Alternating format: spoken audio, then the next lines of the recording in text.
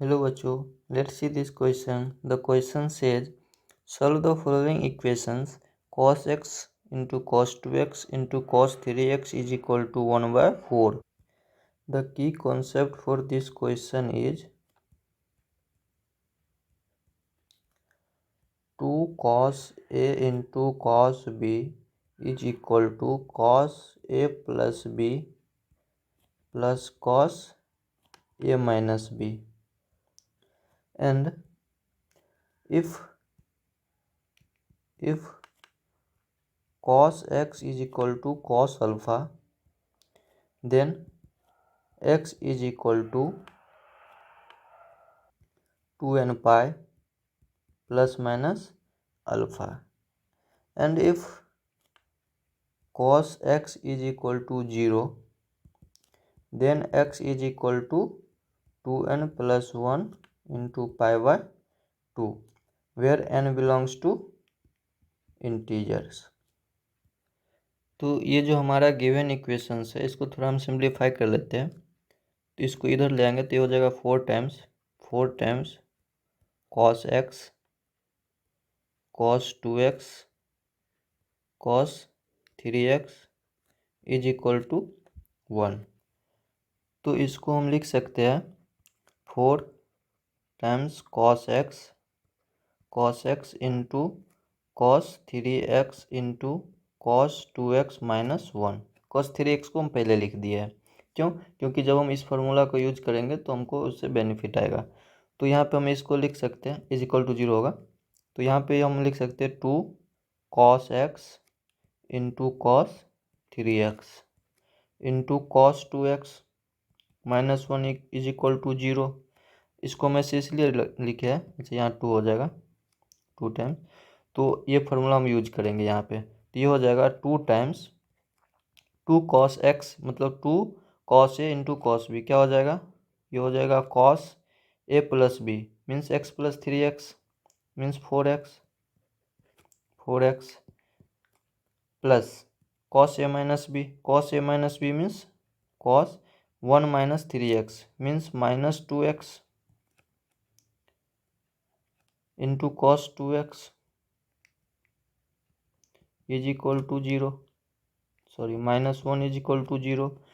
तो यहाँ से क्या हो जाएगा? यहाँ से हो जाएगा 2 cos 4x plus cos 2x into cos 2x minus 1 is equal to 0। क्यों? क्योंकि cos माइनस थीटा क्या होता है? cos माइनस थीटा होता है cos थीटा। तो यहाँ पे जो माइनस था यहाँ पे उसको हम क्या कर दिया? cos 2x लिख दिया। तो यहाँ से क्या हो जाएगा? यहाँ से हो जाएगा, ये हो जाएगा 2 इंटू cos 4x को हम क्या लिख सकते हैं? यदि cos 2 थीटा है, इसको हम लिख सकते हैं 2 cos स्क्वायर थीटा माइनस 1। तो ये अगर cos 4x है तो ये हो जाएगा 2 cos square 2x minus 1 plus cos 2x into cos 2x minus 1 is equal to 0। अब जब इसको cos 2x को अंदर मल्टीप्लाई करेंगे और 2 को भी, इस 2 को भी, तो क्या हो जाएगा?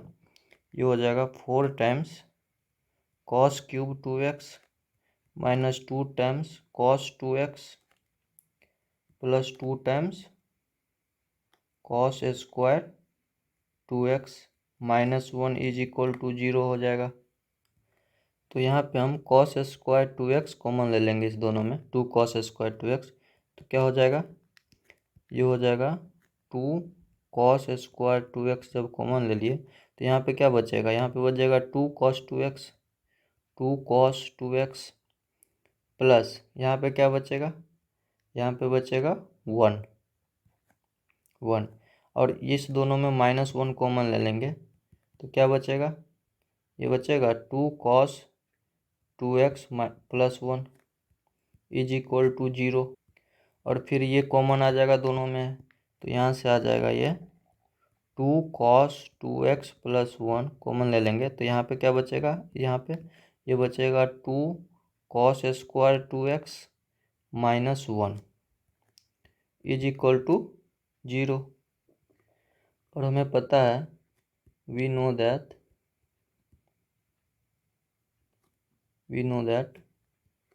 cos 2 theta is equal to 2 cos square theta minus 1। इसका हम यहाँ यूज कर लेंगे। तो ये क्या हो जाएगा, ये हो जाएगा 2 cos 2x plus 1 into 2 cos square theta minus 1। इसको हम क्या लिख देंगे, cos 2 थीटा। तो लिख सकते हैं इसको cos 2 थीटा, 2 थीटा मतलब 4x इज इक्वल टू 0। अब यहाँ से क्या हो जाएगा, 2 cos 2x plus 1 is equal to 0 होगा और cos 4x is equal to 0 होगा। तो यहाँ से क्या हो जाएगा, cos 2x is equal to -1/2 हो जाएगा और cos 4x is equal to 0। तो इसको हम क्या लिख सकते हैं, इसको हम लिख सकते हैं cos 2x is equal to cos pi minus π/3। Pi minus π/3 कितना होता है, cos पाई माइनस थीटा क्या होता है, cos pi minus cos theta. तो cos π/3 होता है 1/2, तो -1/2 हो जाएगा और cos 4x is equal to 0। तो यहाँ से क्या हो जाएगा, ये हो जाएगा cos 2x is equal to cos 2π/3 और cos 4x is equal to 0। And also we know that if cos x is equal to cos alpha, then x is equal to 2n pi plus minus alpha, and cos x is equal to 0, then x is equal to 2n plus 1 π/2। इसका use करेंगे हम यहाँ पे। तो यहाँ से 2x क्या आ जाएगा, 2x हो जाएगा n pi plus minus alpha, alpha बोले तो 2π/3। तो यहाँ हो जाएगा 2x is equal to 2n pi plus minus alpha, alpha कितना है 2π/3। और जब cos x is equal to 0 होता है तो x इज इक्वल टू क्या होता है 2n प्लस 1 π/2। मीन्स यहाँ से जो 4x होगा वो क्या हो जाएगा 2n, n तो यहाँ हम ले लिए तो m ले लेते हैं, 2m प्लस 1 इंटू π/2। तो यहाँ से जो x आएगा, x क्या आ जाएगा 2 से डिवाइड हो जाएगा, मीन्स ये हो जाएगा n पाई प्लस माइनस π/3। और यहाँ से x क्या हो जाएगा, x हो जाएगा 4 से डिवाइड हो जाएगा ये, means 2m plus 1 8 π/8। Therefore the general solution is